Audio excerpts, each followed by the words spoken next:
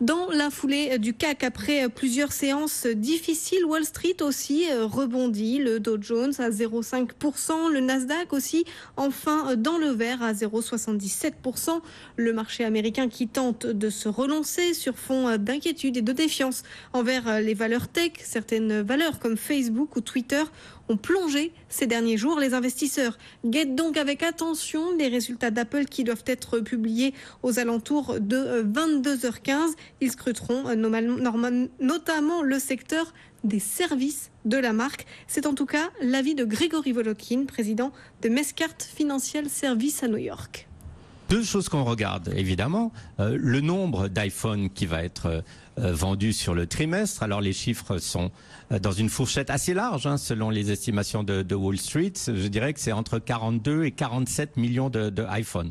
Il faudra pas être, évidemment, en dessous de la moyenne, et je dirais qu'un chiffre entre 45 et 46 millions de téléphones vendus, ça sera bien. L'autre chose qu'on regarde évidemment, c'est que c'est pas une grosse croissance des ventes pour les iPhones, c'est une croissance de 2% des ventes sur une année, ce qui est faible. Par contre, le prix moyen des iPhones a beaucoup augmenté puisqu'il est passé en moyenne de 610, 620 $ à 660 grâce à l'introduction du iPhone X qui était au-dessus de 2000 $. Donc ce qu'on va regarder, c'est est-ce que les marges tiennent ou sont peut-être un peu en hausse ou en tout cas ne baissent pas. Ça c'est important.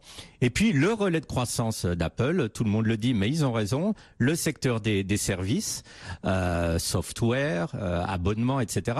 Là c'est une croissance de 35% qui est attendue, donc c'est une croissance forte et là il faudra absolument pas que Apple déçoive. Et puis il va rester un peu la guidance pour le reste de l'année et savoir est-ce qu'ils vont annoncer une introduction de nouveaux modèles, etc. Donc je dirais il y a énormément de pièces pour le puzzle Apple. Ce qui est rassurant d'une certaine façon, c'est qu'on n'attend pas des résultats fantastiques. Et vous savez que dans le marché actuellement, les attentes sont carrément beaucoup plus importantes que les résultats eux-mêmes. On parlait à l'instant des valeurs tech. Facebook